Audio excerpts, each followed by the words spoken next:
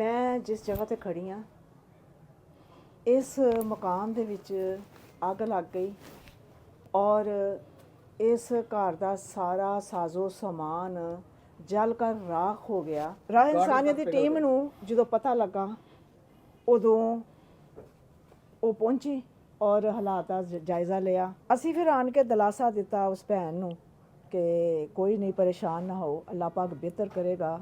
ਮੈਂ ਤੁਹਾਡੇ ਨਾਲ ਵਾਅਦਾ ਕਰਕੇ ਗਈ ਸਾਂ ਕਿ ਤੁਹਾਨੂੰ ਮੈਂ ਚੀਜ਼ਾਂ ਜਿਹੜੀਆਂ ਫੌਰੀ ਤੌਰ ਤੇ ਜਿਹੜੀਆਂ ਬਿਸਤਰ ਬੁਸਤਰ ਚਾਰਪਾਈਆਂ ਪਹੁੰਚਾਵਾਂਗੀ ਤੇ ਉਹ ਮੈਂ ਲੈ ਕੇ ਆਈ ਹਾਂ। ਲਿਆਓ ਜੀ, ਇਹ ਮੇਰੀ ਭੈਣ 2 ਚਾਰਪਾਈਆਂ ਆ ਗਈਆਂ। ਤੁਸੀਂ 2 ਲੋਕ ਸੀ ਨਾ ਤੇ ਇਹ 2 ਚਾਰਪਾਈਆਂ ਆ ਗਈਆਂ। ਇਹ 2 ਰਜ਼ਾਈਆਂ, 2 ਤਕੀਏ, 2 ਤਲਾਈਆਂ ਵਾ, ਫਿਰ ਆਪਣਾ ਬੈੱਡ ਸ਼ੀਟ ਆ, ਉਹ ਖੇਸ ਵੀ ਆ। ਹਾਂਜੀ, ਬਹੁਤ ਮਿਹਰਬਾਨੀ। ਰਾਸ਼ਨ ਵੀ ਆ ਗਿਆ। ਠੀਕ ਹੈ।